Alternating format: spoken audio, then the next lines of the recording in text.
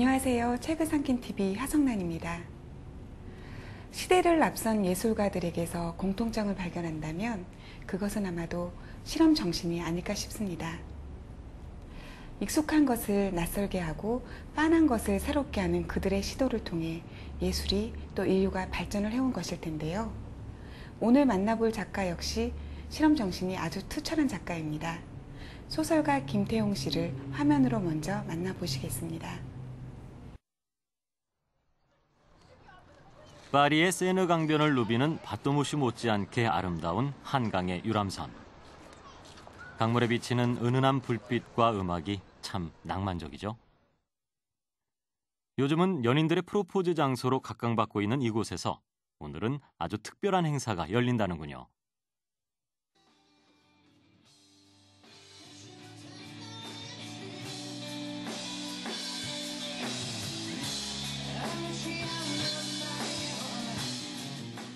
책을 존재하게 하는 이들의 특별한 만남이라는 기치 아래 젊은 소설가들과 독자들이 모여 한바탕 퍼포먼스를 펼치고 있습니다.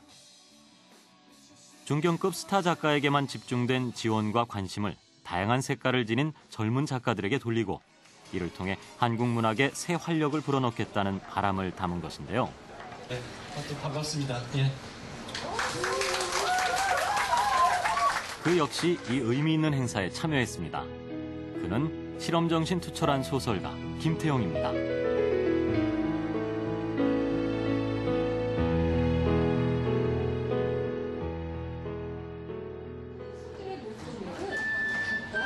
개별적인 존재였거든요. 여기다가 우리 소들의 목동맥을 최근 잇따라 열리는 타 예술 장르와의 실험적 무대에 어김없이 그가 모습을 드러냅니다. 어느새 파격과 실험이라는 이름의 꼬리표를 단 작가 김태용.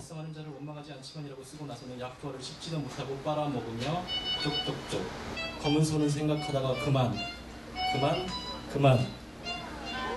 읽고 싶다. 그만할까요? 네? 그만.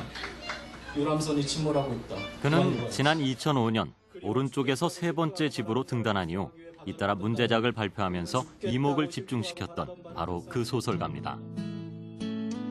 그가 자신의 개성을 한층 살린 장편 소설을 한 권 내놓았습니다. 숨김없이 남김없이입니다.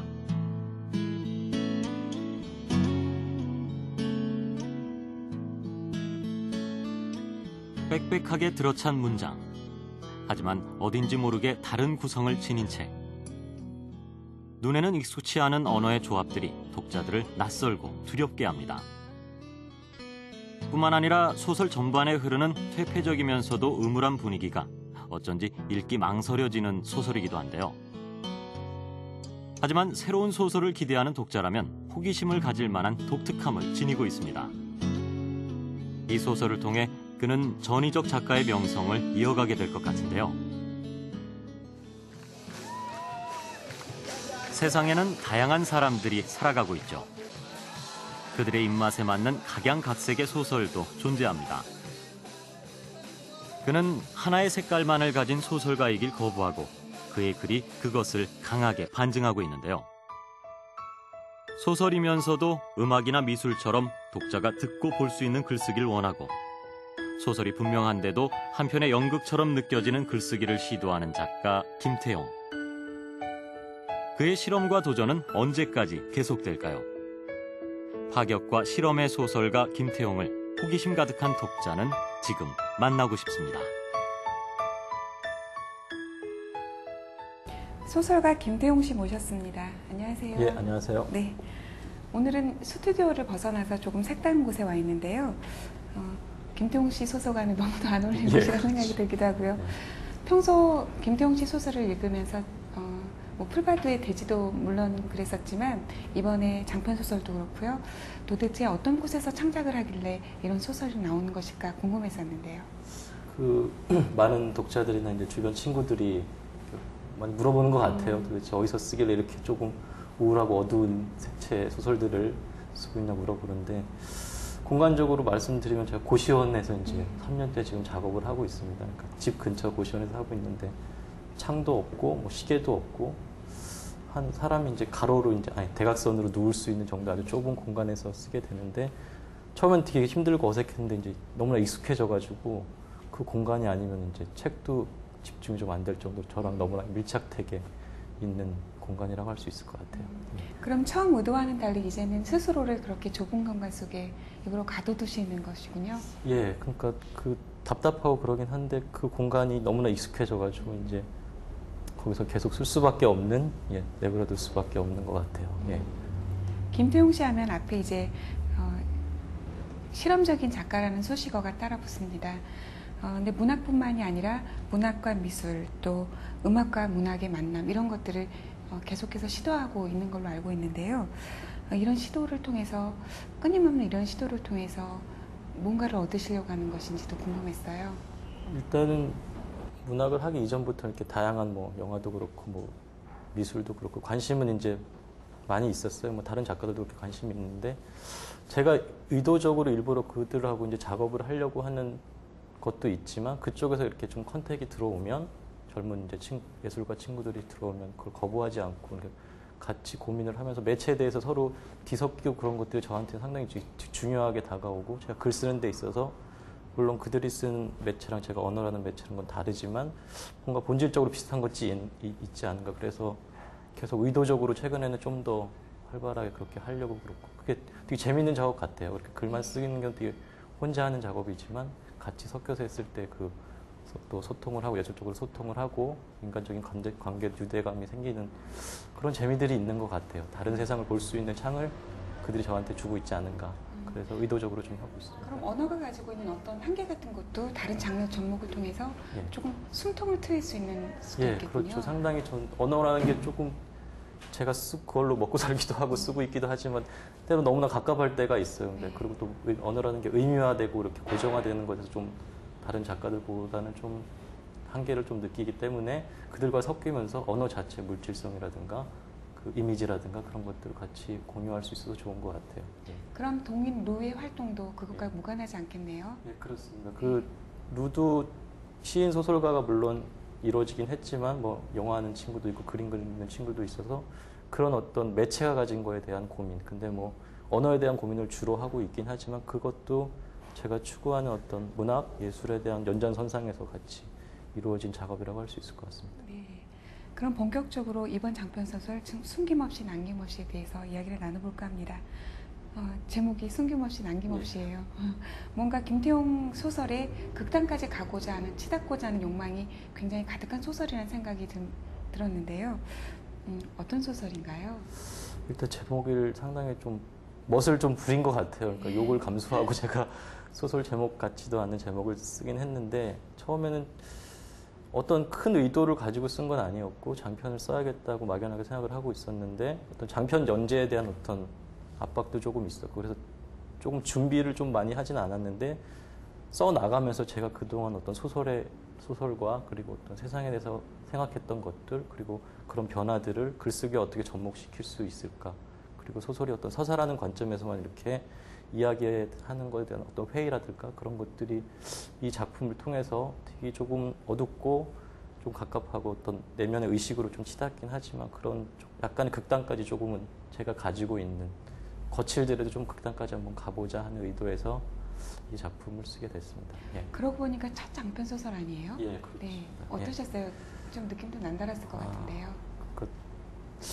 상당히 좀 힘들게 쓴 소설이기도 하고, 그러니까 장편 소설은 기존의 어떤 김태용 단편이 가진 거에서 조금은 다르게 사실은 쓰려고 그랬어요. 그러니까 서사가 어떻게 보면 더 탄탄한 걸 쓰려고 하다 생각도 있었는데 오히려 반대로 작품이 나아갔고 그 나아가는 거를 저는 그대로 끌고 갔던 것 같아요. 그래서 상당히 여러 가지 기분이 교차하게 되는데 이 작품이 어떻게 받아들일지 모르겠지만 저한테는 되게 의미 있는 작업이지 않은가 써 나가면서 제 작품 세계를 다시 좀 확고하게 했던 좋은 기회였던 것 같습니다. 네. 예.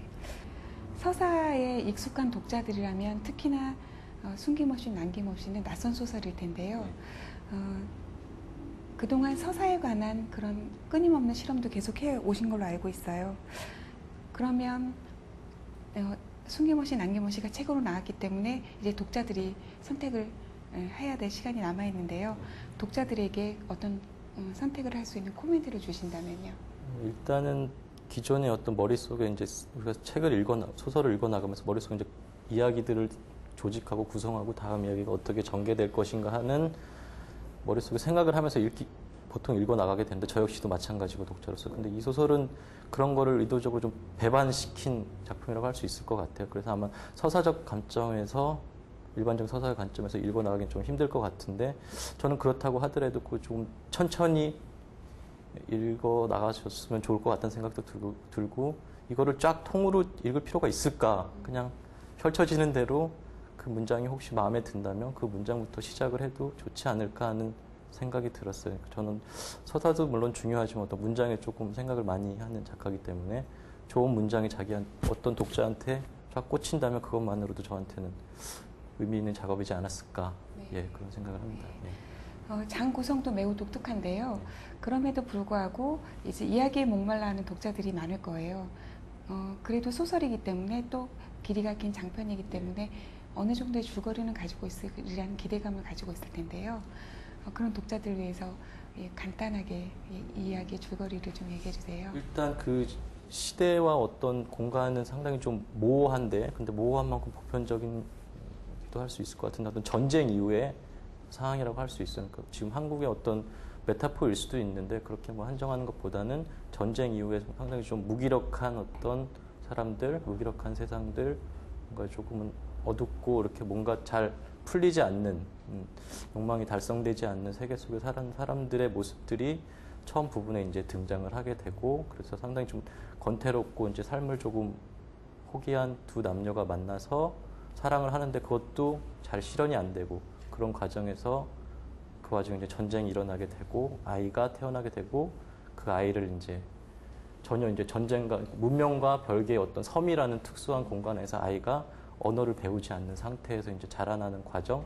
그러면서 어느 날 미지의 존재들이 와서 이 아이한테 언어를 가르쳐 주는 그러면서 그 언어를 인간이 모르고 있다가 그걸 알았을 때 그 느낌들 그것들을 소설에서 쓰려고 했던 것 같아요.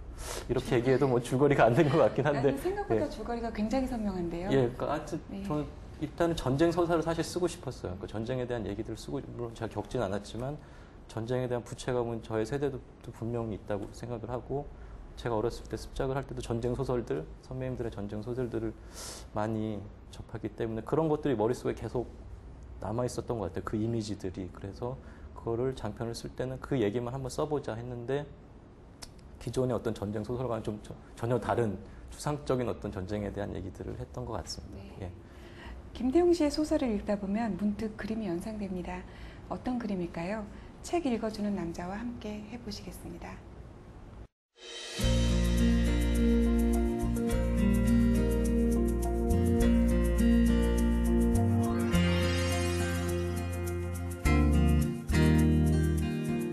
안녕하세요. 책 읽어주는 남자 박건락입니다. 여러분은 지금 김태용 작가 만나고 계신데요. 그의 소설 숨김없이 남김없이를 읽다 보면 떠오르는 화가 혹은 그림들이 있을 겁니다. 사람에 따라 다르겠지만요. 저는 이 피카소가 먼저 떠오르는데요. 왜일까요? 피카소의 아비뇽의 처녀들 바로 그 작품입니다. 그리고 3년 후 피카소는 이 작품 캄바엘러의 초상을 선보입니다. 무엇을 그린 그림인지 보통 알 수가 없죠? 하지만 자세히 보면 얼굴처럼 보이는 이미지가 있는데요. 그리고 또 화면 아래에 마주 잡은 손도 보이고요. 이렇게 피카소는 모든 사물을 철저히 분석하고 형태를 분해해서 보았습니다. 김태용 작가 역시 언어를 분석하고 서사라는 큰 줄거리를 분해해 이 숨김없이 남김없이라는 작품을 선보였습니다. 책을 잠깐 읽어드릴게요.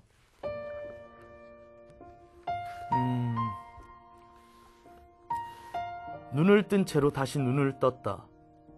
머리 위로 바다가 지나간다. 바다가 얼어붙은 의식의 레일을 횡단한다. 안으로 스며들지 않고 깨뜨린다. 깨운다. 바다의 모양은 바다를 보는 순간 말고 바다를 기억하는 순간 모양을 떠올릴 수나 있을지 알 수 없지만 그렇다면 우리가 바다를 떠올릴 때 바다의 어떤 특성이 우리를 사로잡게 되는가? 색채, 소리, 맛, 온도, 소금기, 그리고 뭐가 더 있을까? 감각으로 바다를 규정할 수 있을까? 이번엔 조르지 브라크의 작품을 한번 보도록 하죠.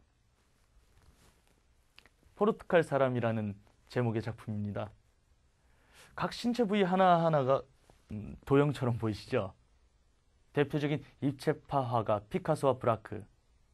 이들은 왜 사물을 보이는 것 그대로 보지 않고 이렇게 분절을 해서 보게 된 걸까요? 20세기는 그야말로 실험 미술의 시대였습니다. 젊은 화가들은 자신의 개성과 생각을 바탕으로 새로운 미술 양식을 만들어내기 시작했는데요. 그 결과 야수파, 입체파, 표현주의, 다다이즘, 미래주의 등 많은 이즘과 파가 등장하게 됩니다. 자연을 그대로 모사하던 근대 미술의 형식을 멀리하고 그 대신 그림의 형태와 색채를 새로운 각도에서 시험했던 것이죠. 누군가는 21세기 문학계를 이끌어 서사가 넘쳐나는 시대다라고 말을 합니다. 소설가 김태용은 이러한 한계를 극복하고 새로운 문학의 형태를 만들고 싶은 것인지도 모르겠습니다. 그의 글 중에서 한 대목을 읽어보겠습니다.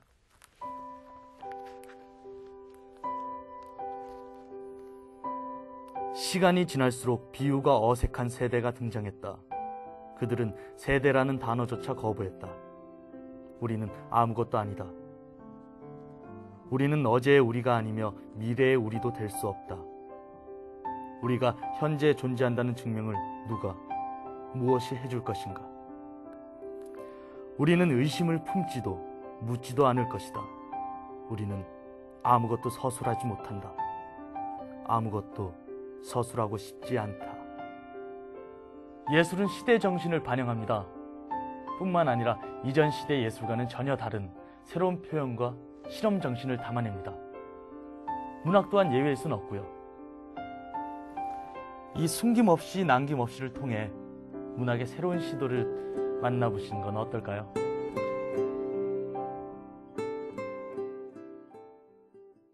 아까 말씀하신 것처럼 소설의 배경은 이제 휴전 상태의 한 나라입니다. 사회입니다.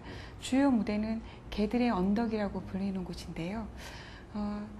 요즘 몇몇 작가들에게서 이제 탈국경화된 그런 것들이 배경이 되기도 하고, 또 예전에 우리가 말했던 제3세계와는 좀 다른, 전혀 어딘지 가늠할 수 없는 그런 나라들이 배경이 되기도 하는데요.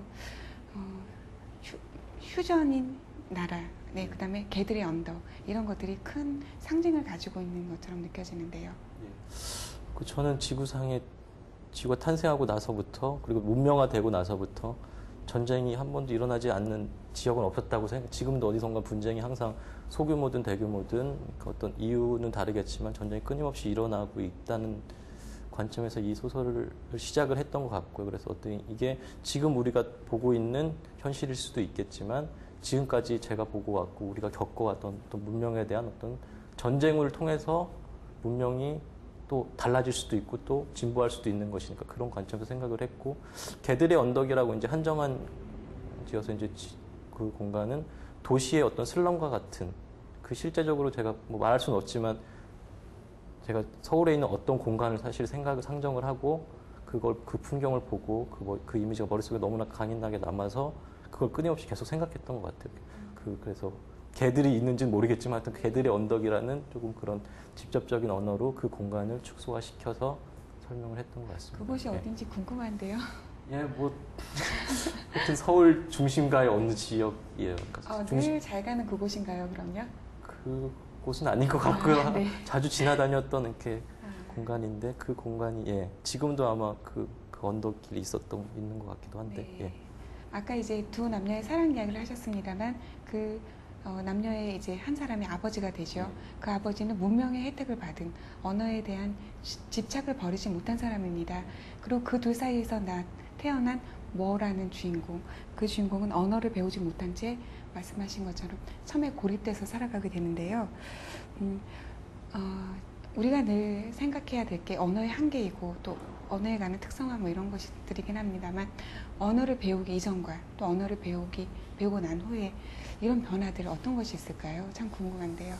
그러니까 그 아버지와 아들 뭐 그렇게 국한시키고 싶진 않은데 어쨌건 그 이전 세대가 가진 언어에 대해서 명쾌하게 알고 있고 언어에 대해서 자기를 표현하고 싶어하는, 그러면서도 그 한계를 느꼈을 때 선택할 수밖에 없는 어떤 죽음 같은 것, 언어의 죽음, 언어의 텅 빔을 아는 것과, 그러니까 뭔가를 알고 있는, 문명을 공부하고 학습한 사람들이 갖게 되는 권태로움을 그 아버지 세대가 얘기를 했다면, 그 이유는 그것 자체, 모든 것을 어떤 문명에 대해서 학습을 하지 않는 상태에서 인간이 뭘 할 수 있을까? 그렇다고 짐승처럼 이렇게 되진 않고 뭔가 스스로 보여지는 그대로 명명을 하고 스스로 언어를 창조하려는 것, 그것도 인간이 가진 또 다른, 여기서는 되게 부정적으로 그려지기도 했지만 이야기상으로는 저는 거기서 어떤 긍정적인 가능성을 봤거든요. 그러니까 인간도 언어에 대해서 지배당하지만 언어를 스스로 명명하고 만들 수 있다는 것. 그게 물론 소통 이전의 언어긴 하지만 그런 관점에서 둘을 좀 대비적으로 이렇게 설명을 한 것이라고 할 수 있을 것 같아요. 예. 김태웅 씨 스스로 언어의 한계를 느끼고 그걸 극복하기 위해서 다른 타 장르와의 접목을 시도를 계속해 오시는데요. 그렇다면 김태웅 씨는 어떠신가요? 그 한계를 알고 난 뒤에 글쓰기는 많이 바뀌었나요? 항상 뭐 선배님도 계시지만 하여튼 항상 느끼는 것 같아요. 그 언어, 그 표현하는 것, 그 소설이나 뭐 다른 문학 장르를 할 때 언어로 갈 수밖에 없는, 그 다른 아무리 뭐 영화 이미지를 끌어오고 뭐 음악적인 것들을 리듬을 가져와도 우리는 언어로밖에 표현할 수 없는데, 그 한계들을 느끼면서도 이야기나 소설의 다른 여러 가지 어떤 배경이나 다른 요소들을 가지고 그 언어들을 숨기게 되는데, 저는 어떻게 보면 글 쓴 사람이 다 고민하는 문제가 아닐까. 표현을 되죠. 내가 생각했던 거와 언어가 다르게 표현될 수밖에 없는 것. 그것 때문에 글쓰기를 또 많이 포기하기도 하는데, 저는 그 한계 자체가 소설이 아닐까. 소설이 중요한 요소가 아닐까. 언어를 표현될 수 없는 것에, 이름 붙일 수 없는 것에 대한 한계들, 그런 것들을 소설에서 녹여내려고 했던 것 같고, 그것들은 되게 고통스럽지만 저는 그 고통을 계속 어떤 느끼고 싶어 하는 것 같아요. 그러니까 스스로. 그러니까 그 표현되지 못하는 거를 표현하려고 하고, 결국 표현의 끝에는 텅 비게 되는데, 언어가 그것까지 다시 한번 계속 글쓰기 자체를 멈출 수 없는 이유는 그거를 알면서도 그냥 가는 것. 예, 그런 거라고 할 수 있을 것 같습니다. 예. 지금 말씀을 듣다 보니까 풀바두의 돼지라는 단편이 떠오르고, 제가 궁금했던 것들이 명쾌해지는 부분들이 있는데요. 그때는 그 돼지의 언어라는 것이죠. 돼지의 그냥 언어화되지 못했던 그냥 무의미한 어떤 퀼퀼퀼이라는 돼지의 음성이 있었는데요. 그것이 문득 떠오르면서 또 이 장편 속에는 그 대화들이 부조리하다는 생각이 좀 듭니다. 그리고 단어들은 짧고 계속 반복되죠. 그것이 퀼퀼퀼에서 조금 더 좀 진보된 것이긴 하지만 여전히 그런 언어의 한계에 대해서 고민하고 있다는 생각이 들고요. 그래서일까요? 소설이라기보다는 시의 분위기를 많이 풍기다라는 생각도 가지게 되는데요. 시도 따로 공부하셨나요? 사실은 옛날 습작 때는 시를 쓰고 시인이 되고 싶었습니다. 그러니까 소설도 뭐 좋아하긴 했는데, 구체적으로 시 공부를 다시 하려고 학교도 뒤늦게 들어갔었고, 근데 시로 응모를 많이 했는데 뭐 전혀 반응이 없더라고요. 그래서 소설을 조금 이렇게 좀 어떻게 보면 좀 만들 수 있는 것, 소설 무시하는 게 아니라 어떻게 반응이 있었어요. 그러니까 소설에 대해서 시와 소설 동시에 이제 투고를 했는데 소설로 반응이 있었고, 계속 그렇다면 소설을 써야 되는 운명 같은 게 아닌가 하면서도 어떤 시적인 리듬, 시적인 호흡, 시적인 어떤 이미지들을 제가 버릴 수는 없었던 것 같아요. 그래서 왜 소설을 쓰는데 그런 것들이 없어야 될까, 없애야 될까? 소설 안에서도 충분히 소설이라는 장르를 크게 본다면 다 같이 언어로 이루어진 거기 때문에 그거를 쓸 수 있지 않을까 하는 관점에서 저는 조금 가감하지만, 이상하게 생각할 수도 있겠지만 독자들이, 저는 그냥 그렇게 계속 작업을 할 생각이고, 그것이 저한테는 흥미로운 것 같아요. 어떤 소설 영역을 넓히는 가장 중요한 것이 아닐까. 시적인 리듬, 문장들을 쓰는 것들이. 예. 오랜만에 이렇게 진지한 대화를 나눠보는 듯합니다. 김태웅 씨의 소설, 그러니까 아까 좀 전에도 언급했지만 풀바두의 돼지라는 소설집 안에는 명명이 되어 있지 않습니다. 인물들은 그 또는 그녀, 여자, 남자로 불리우고요. 나중에 발표된 이제 숨김없이 남김없이 속에서도 이름은 있지만 그 주인공의 이름이 뭐라는 그런 이름입니다. 굉장히 하찮은 이름처럼 느껴지는데요. 그런 하찮은 이름, 이런 걸 통해서 어떤 걸 나타내고 싶으셨는지요? 일단은 단편을 쓸 때는 거창하게 뭐를 생각을 했던 건 아니고요. 뭐 그게 의미가 뭐 보편성이다, 익명성이다 이렇게 얘기를 하지만, 그것보다는 사실 솔직히 말씀드리면 한국 이름이 너무나 촌스러웠기 때문에 그걸 짓기가 정말 힘든 것 같더라고요. 그래서 철수 영희 뭐 혹은 다른 이름으로 만드는데 저는 재미가 없더라고요. 그래서 그렇게 하다 보니까 그것이 나의 작품 세계를 또 이렇게 드러내는 하나의 어떤 시선으로 봐주기도 해서 계속 그렇게 쓰긴 했는데, 그리고 여기 숨김없이 남김없이 것이라고 나오는 것은 좀 의도적으로 제가 썼던 것 같아요. 그러니까 뭐라는 게 다 통용될 수 있는, 이름 명명하기 의미화되기 이전에 지시하는 것일 수도 있고 아무 의미가 없는 것일 수도 있고, 그러니까 어떻게 보면 뭐라는 인물과 어떻게 보면 전혀 그러니까 맞아 떨어지는 이름이지 않았을까. 나중에 이제 이름이 누군가 그 언어를 주었을 때 것으로 바뀌겠는데 그것도 상당히 좀 의도적으로 이제 비어있던 것들이 채워지는 의미로 이렇게 썼던 것 같고요. 최근에 단편들을 쓸 때는 거부하지 않고 이름들을 쓰기 시작했어요. 근데 상당히 촌스러운 영춘이 뭐 그런 이름들을 막 쓰고 있는데 오히려 그게 요즘에는 재밌는 것 같아요. 이름들을 쓰고 있는 것들이 또 재밌게 느껴지는 것 같습니다. 예. 언어를 전혀 몰랐던 주인공에게 맨 처음에 알게 된 단어가 뭐라는 자기 이름이라는 것이 굉장히 재미있네요. 책 마지막 부분에 소개된 이제 작가와 평론가의 좌담을 보면요. 김태용 씨에게 영감을 준 것은 영화적 상상력과 영화적 이미지라고 말씀을 하셨는데요. 근데 그런 영향을 받으며 쓰여진 이 소설은 그 수많은 이미지들에 불구하고 역시 서사의 결핍이랄까요? 이런 것 때문에 다시 영상화되기에는 조금 힘들지 않나라는 재미있는 생각이 듭니다. 그렇다면 어떤가요? 예전에 이제 헐리우드라는 말이 있었습니다만 그 세대와는 좀 다르긴 합니다만, 그러면 어떤 영화적인 이미지들을 독자에게 전달하려고 했던 그런 의도가 조금은 벗어난 것이 의도에서 벗어난 것이 아닐까라는 생각이 드는데요. 네, 그렇게 볼 수도 있을 것 같은데 그 영화라는 어떤 매체도 전 항상 뭐 이렇게 다른 예술 장르 생각할 때 매체에 대해서 생각을 많이 하는데 영화가 가진 매체가 다양한 장점이 있겠죠. 마찬가지로 우리한테 어떤 이야기로서의 기능, 이미지들이 결합돼서 이제 이야기로서 이제 우리한테 전달을 스펙타클한 것을 전해주긴 하는데 그것도 중요하지만 영화에서 어떤 그 고정된 샷 혹은 몽타주 그런 것들을 사실은 이 소설에 많이 좀 차용을 했던 것 같아요. 어떤 특정한 영화는 아니었지만 그 부분들은 따로 떼어놔서 아주 상당히 구체적인 이미지들인데 그것이 영화화되는 것처럼 이렇게 스펙타클하게 연결될 수는 없을 것 같아요. 저는 어떤 장면과 장면의 이미지들에 좀 신경을 많이 써서 영화 이미지가 선명하면서도 되게 갑갑할 때가 있거든요. 어떤 그런 것들을 조금 이 소설 안에서 녹여낼 수는 없었을까 하는 것들. 그리고 제가 좋아하는 영화들이 아무래도 조금은 심심한 영화들, 좀 지루한 영화들을 또 좋아하기도 해서 그런 것들이 저한테는 그게 되게 좋은 영화적인 이미지라고 생각을 하는데 보통 사람들한테는 어떻게 받아들일지 잘 모르겠어요. 예. 등단 이후 부단히 언어적 실험에 대해서 몰두해 왔는데요. 그렇다면 어느 정도 결론을 좀 얻은 것이 있을 거란 생각이 듭니다.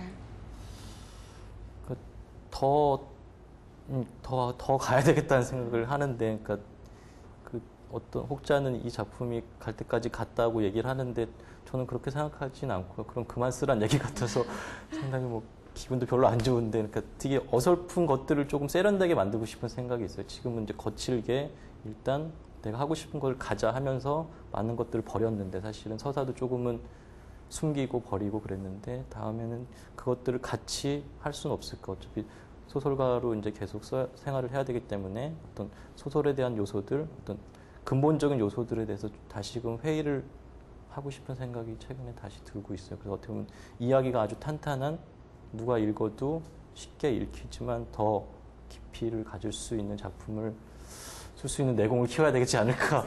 예. 그래서 저도 뭐 불안한데 하여튼 뭐 그 생각도 당장 하진 못하겠지만. 예. 모두의 꿈이잖아요. 예, 사실. 그러니까. 네. 예. 숨김없이 남김없이를 좀 더 재미있게 읽을 수 있는 방법이 있을 겁니다. 문학평론가를 만나보시겠습니다. 이 소설은 뭐 읽어보시거나 읽어보시려고 시도하시는 분들 알겠지만은 상당히 읽기가 좀 까다로운 좀 소설입니다. 사실은 우리가 어떤 소설을 읽을 때는 언어나 어떤 구조나 그런 것에 너무 이제 쉽게 또 빠져서 어떤 진행의 흐름에 몸을 맡겨서 쉽게 흐르는 면이 있는데, 여기서는 이제 김태형 작가는 그 흐름 자체, 언어가 과연 이게 언어일까? 또는 내가 지금 이야기하고 있는 서사가 과연 서사일까라고 하는 그런 굉장히 소설 안에서의 근본적인 질문들을 붙잡고 늘어지는 그런 소설이라고 할 수가 있죠. 하나의 서사가 있는데 그 서사가 겹쳐지고 변주되고 계속 뭐 바뀌고 있다. 그런 구조를 이제 재미있게 느낄 수 있는 소설이기도 하죠. 소설이라는 장르는 과연 무엇인가를 사실은 소설 안에서 정말 치열하게 파고 들어가고 있는 작품이라서 사실은 소설이라는 것이 언어라는 도구를 이용하는 것만도 아니지만은 그것이 어떤 하나의 다른 서사를 위한, 예를 들면 영화라든가 연극을 위한 어떤 각색되기 위한 대본이라든가 그런 어떤 텍스트, 단순한 텍스트가 아니라 그 소설 자체, 그 언어 자체가 갖고 있는 어떤 환원될 수 없는 성격, 그 자체를 굉장히 부각시킬 수 있는 것도 이 소설이 문학계에서 갖는 특징이라고 할 수 있을 것 같아요. 송영호 씨, 남경호 씨 읽을 때는 일부러 좀 나를 잡고 처음부터 한번 끝까지 일독을 해봐야겠다라는 생각으로 했어요. 이 소설을 한번 쫙 읽었을 때 어떤 서사나 어떤 주제의식이 명확히 들어오는, 또는 그걸 통해서 어떤 행동을 유발하게 되는 그런 어떤 소설이 아니라 그 자체를 읽는 과정에서 어떤 그러니까 정신적인 효과랄까요? 어떤 몽환적인 것도 느껴지고 그런 서사들이 겹쳐지면서 이 얘기는 이전의 이야기의 반복인가? 여기서 조금 달라지네. 이 달라짐의 의미는 무엇인가? 또 여기서 이런 단어들도 나오네. 그런 의미가 무엇인가?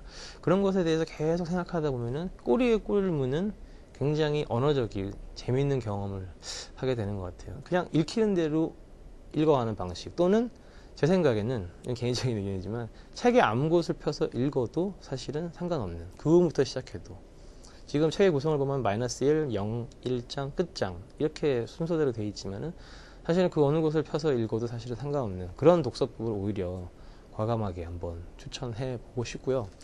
김태용 작가 소설 같은 경우에는 실제로 소리내서 한번 읽어보는 것도 굉장히 소설을 재밌게, 그 의미가 더 물질적으로 다가오게 할 수 있는 방법이 아닐까 해서 그런 방법도 추천을 해봅니다. 신인이 가지고 있어야 될 실험 정신은 무엇보다도 가장 큰 덕목이긴 합니다만, 왜 이렇게 형식이 아닌, 형식도 물론 실험적으로 하고 계시지만 언어의 실험을 계속하고 있는 것일까 궁금해지는데요. 앞서 얘기한 거랑 좀 비슷할 것 같은데 그게 처음부터 제가 의도했던 것 같진 않아요. 사실은 그 초기에 소설들을 쓸 때 물론 등단 전이긴 하지만 상당히 이야기가 잘 잡히는 리얼리즘 계열의, 그 말도 좀 싫긴 하지만 어쨌건 그 누구나 공감할 수 있는 언어로 이렇게 고민하지 않고, 그러니까 이야기로서 이제 읽히게 되는 소설들을 썼었는데 어느 순간 제가 그게 제게 아니다라는 생각이 들었어요. 그러니까 가짜 같다는 생각이 들어서, 그렇다면 내가 잘하고 재밌어 하는 것, 그리고 소설을 통해서 보여주고 싶은 게 뭘까 고민을 등단하고 나서 본격적으로 사실 한 것 같아요. 처음부터 제가 뭐 언어에 대해서 그 공부를 많이 한 사람도 아니고 단순히 소설을 좋아하고 문학을 좋아했을 뿐인데, 그 써나가면서 저는 많이 발견을 했던 것 같아요. 다른 작가들은 어떤지 모르겠죠. 써나가면서 제가 써야 될 방향들을 스스로 마련하고, 이것이 재밌으면 이 재밌는 걸 한 번 더 가고 싶다라는 생각이 들었고, 그것이 저한테는 되게 중요한 어떤 언어라는 문제로 다가왔던 것 같습니다. 그래서 계속 표현되는 것, 그리고 머릿속에서 우리가 어떤 경험이나 기억을 먼저 하고 상상을 해서 이제 언어로 표현하게 되는데, 그 차이를 저는 항상 고민을 하는 것 같아요. 그 머릿속으로 생각했던 것들이 우리가 누군가를 만나면 그거를 기록을 하게 되는데, 그리고 소설화시키게 되는데, 그런 것들이 그대로 드러나지 않았을 때 그 한계들, 그런 것들이 저한테는 어려우면서도 흥미로웠던 것 같아요. 그거를 오늘 소설을 계속 쓰게 만든 힘 같은 것이 아닌가, 그런 생각이 들었습니다. 이렇게 만나면서 김태용 씨가 독자를 염두에 두고 있다는 것도 또 알게 됐습니다. 그렇다면 김태용 씨에게 독자란 어떤 존재인가요? 저는 제가 뭐 되게 안에 갇혀가지고 이제 사람도 안 만나고 글만 쓸 것 같지만 전혀 그렇지 않고요. 사람을 되게 좋아하고, 그리고 소설을 씀으로써 저는 이전하고 정말 다른 삶이 시작이 됐는데, 너무나 많은 사람들을 만나고 너무나 많은 소설에 대해서 생각하는 친구들을 만나서 그 얘기들이 너무나 좋고, 그리고 독자들도 그렇게 많지는 않지만 가끔 만나고 누군가 내 글을 읽어주는 것에 대해서 상당히 호의적으로 생각을 해요. 그렇게 그들이 설령 오독을 하고 잘못 읽었다고 하더라도, 부정적으로 읽었다고 하더라도 그것 자체도 저한테는 되게 상당히 힘이 되는, 물론 많은 독자들을 가질 수 없겠지만 그거를 살펴보고 그거에 대해서 하나의 같은 주제로, 하나의 같은 이야기로 책으로 이야기할 수 있는 대상이 있다는 건 상당히 저한테는 긍정적인 에너지를 주고 있는 것 같아요. 네. 예. 언어의 한계를 극복하고 새로운 글쓰기를 끊임없이 시도하는 김태용 씨이기 때문에 어떤 소설을 즐겨 읽으실까 궁금해요. 그 소설은 뭐 다들 좋아하는 명작들을 좋아하고, 그러니까 한국 소설도 많이 읽으려고 하는데 요즘에는 그러니까 본격적으로 작가가 되고 나서는, 예전에 이제 많이 읽는 게 중요할 것 같아서 이제 특히 한국 소설들을 많이 읽었는데 요즘에는 하나를 잡으면 계속 반복적으로 읽는 습관이 들인 것 같아요. 그래서 같은 거를 계속 읽고 있는 것 같은데, 최근에는 토마스 베르나르트라는 독일 작가에 조금 빠져 있어가지고 그 사람 작품들을 계속 읽는 것 같아요. 그 사람도 뭐 그 오스트리아 출신인데 뭐 그 나라에서 절대 자기 책을 출판하지 말라는 선고를 내릴 정도로 그쪽에서 불화하고 이렇게 당시에는 이제 이해를 받지 못했던 작가였던 것 같아요. 근데 그 사람도 되게 외롭게 글을 썼는데 그런 점들이 상당히 좀 부럽기도 하고 그랬던 것 같습니다. 그래서 그 사람 소설들을 최근에 많이 영향을 받는 것 같습니다. 네. 숨김없이 남김없이를 쓰는 동안에 그 지배적으로 김태용 씨한테 늘 떠나지 않았던 그림이나 음악이 또 있었나요? 그 음악은 약간 이렇게 좋아하긴 하는데 뭔가 좀 소리가 좀 뭐랄까 전자음악 비슷한 걸 요즘엔 듣긴 하는데, 그러니까 단순한 리듬의 그 가사도 없고 계속 반복적인 리듬의 그런 음악들 있잖아요. 그래서 존 케이지 같은 것도 그냥 잘 모르지만 막 들으려고 했던 것 같고 그냥 계속 틀어놓고, 저는 글을 쓸 때 그러니까 음악도 들으면 안 되고 하여튼 뭐 담배도 안 피우고 아무것도 안 하는데 그 여가 시간에 그런 것들은 이제 음악을 듣고, 특히 영화들 뭐 무성 영화들을 그냥 흑백 영화들을 계속 옛날에 좋아했던 것들을 다시 찾아서 보고 그랬던 것 같아요. 네. 김태용 씨에게 문학이란 무엇인가요? 너무나 어려운 질문인 것 같은데요. 그러니까 아직은 잘 모르겠는데 하여튼 그 문학을 하고 나서, 제가 지금 문학을 하고 있는지 모르겠지만 하여튼 하고 있다고 이렇게 받아들여진다면 세상으로 나아갈 수 있는 저한테 중요한 어떤 아주 미세한 틈 같은 거라고 생각을 해요. 그러니까 사람들도 구체적으로 많이 접하기도 하고 그걸 통해서 내가 세상에 대해서 흡수한 것들을 조금이지만 일말에 뭔가 좀 전달해 줄 수 있는 것, 그것이 물론 어두운 빛깔이긴 하지만 그 어두운 빛깔이 우리 어떤 사람들, 어떤 독자들한테는 중요한 화장으로 더 큰 빛보다 더 좋은 존재로 다가가면 좋을 것 같다는 생각으로 글을 쓰려고 하는데 모르겠습니다. 오늘은 책도 좋지만 그림이나 또 음악을 추천받았으면 좋겠다는 생각이 드는데요. 김태용 씨가 추천하는 도서를 화면으로 만나보시겠습니다.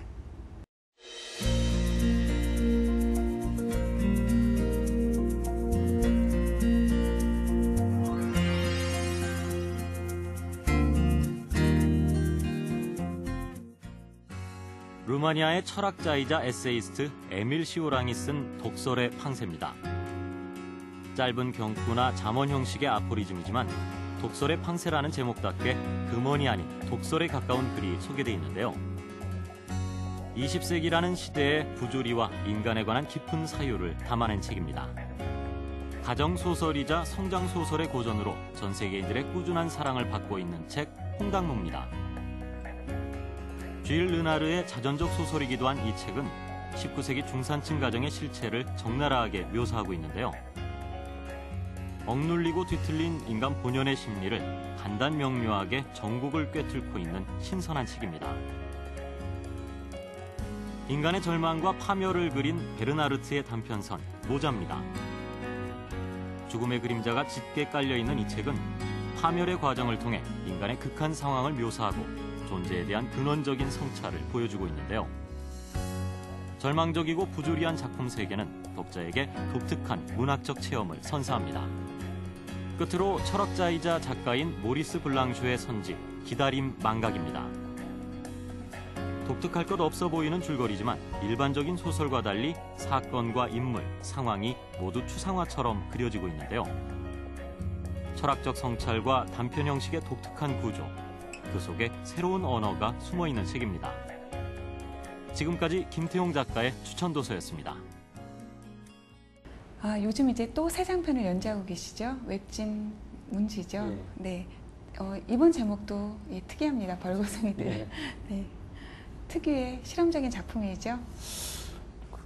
또 이상한 작품인데 그 한 가지를 생각했던 것 같아요. 그러니까 숨김없이 남김없이가 그 언어에 대한 어떤 자의식이 가득 찬 작품이라면 이 소설들은 그러니까 연재기 때문에 항상 그게 압박에 쫓겨서 제가 하려고 했던 게 잘 안 되고 있어서 참 답답하고 오히려 인터넷 연재기 때문에 리플들도 처음에 달렸는데 다 떠나가고 이제 그런 상황인데 어쨌건 이 작품 안에서는 약간 연극적인 요소들을 좀 가져오려고 했던 연극을 이루고 있는 뭐 무대라든가 인물이라든가 대사라든가 혹은 뭐 독백, 방백 그런 것들을 소설 안에서 어떻게 뭐 실제 그 주인공도 어떤 연극 배우기도 하고 그런 것들을 소설한 매체와 연극의 매체가 어떻게 결합될 수 없을까, 뒤섞일 수 없을까를 생각을 했던 것 같아요. 그러니까 연극을 뭐 잘은 모르고 뭐 보러 다니는 것도 싫어하는데 하여튼 그런 희곡이라는 어떤 대본과 어떤 소설이라는 것이 어떻게 뒤섞일 수 있을까. 그래서 벌거숭이들이라는 제목도 뭐 거창하게 지었지만 그거 무대가 약간 발가벗겨지는 거잖아요. 그러니까 무대라는 게. 그래서 그런 느낌과 어떤 소설의 언어들이 벌거벗겨지는 것과 조금 비슷하지 않을까. 혼자 이제 엉뚱한 생각을 하다가 이 작품을 쓰게 됐습니다. 예. 늘 지켜봤지만 독자로서 지켜봤지만요. 그 쓰는 일에 늘 이렇게 끊임없이 약간은 미쳐있다는 생각마저 들 정도로 굉장히 열심히 창작을 하고 계시는 것 같은데요. 앞으로는 아까 말씀하셨던 것처럼 전쟁에 관한 또 거대 서사를 다루고 있는 그런 장편 소설을 쓰실 것 같다는 느낌도 듭니다만 앞으로 계획은 어떠신지요? 일단 그 지금 쓰고 있는 새 장편을 빨리 연재를 중단할 생각인데 사실은 아무런 반응들이 없어서 하여튼 그런 것도 저도 너무 좀 생각했던 거랑 이제 이렇게 연재니까 아무래도 좀 많이 좀 힘든 것 같아요. 그래서 그걸 어쨌건 잘 마무리해서 책을 내는 것이고 뭐 제가 별다르게 뭐 하는 게 직업이 뭐 학교에서 애들을 가르치긴 하지만 뭐 그게 중요한 것 같지는 않고 그러니까 계속 글을 써나가는 것이고 이제 단편을 최근에 쓸 때는 조금은 그 실험 저한테 꼬리표처럼 달고 좀 부담스럽기도 한데 그런 것들을 좀 떼어버리기 위해서 조금 서사가 있는 단편들을 조금 최근에는 발표할 생각으로 갖고 있습니다. 예. 마지막으로 작가의 낭독을 들을 순서입니다. 어느 부분을 선택하셨어요? 그 약간 뒷부분인데 그 뭐가 이제 그 미지의 존재로부터 이제 언어를 다시 학습하게 되고 그걸 통해서 그 미지의 존재가 오히려 언어를 전달한 존재 자체가 그 뭐라는 존재를 통해서 언어에 대해서 확신하게 되는 그 대목입니다. 네, 오늘 이렇게 나와주셔서 감사합니다. 예, 고맙습니다. 의자가 있다면 앉아야 하리라. 우리의 의자, 우리는 의자. 우리는 왜 의자가 되어야 했을까? 의자를 선택했는가? 의자가 있다면 왜 앉아야 하는가? 우리가 흔들려도 이렇게 흔들리게 될 줄은 몰랐다. 텅 빈 머릿속이 물처럼 출렁거린다. 출렁거릴 때까지. 저들과 것의 언어는 각각의 의자 다리인가?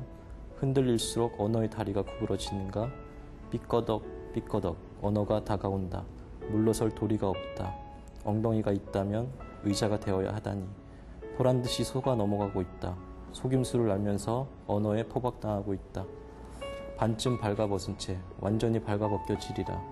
발가벗은 채 또 발가벗으리라. 이미 보고 있으면서 것을 보고 싶은 것인가? 이미 소유하고 있으면서 것의 언어를 갖고 싶은 것인가? 것이 우리라면, 우리를 볼 수 있는 불투명한 거울이라면 거울의 단면을 잘라야 하리라. 거울에 덧칠된 언어의 은가루를 벗겨야 하리라. 이 기록은 폐기될 것이라고 우리는 스스로에게 명령해야 한다. 명령은 전달하는 과정에서 오류가 발견되고 동시에 수정된다. 속아 넘어가리라. 이것은 패배가 아니다. 언어의 패곡선을 타고 가는 길고 지루한 여정이다.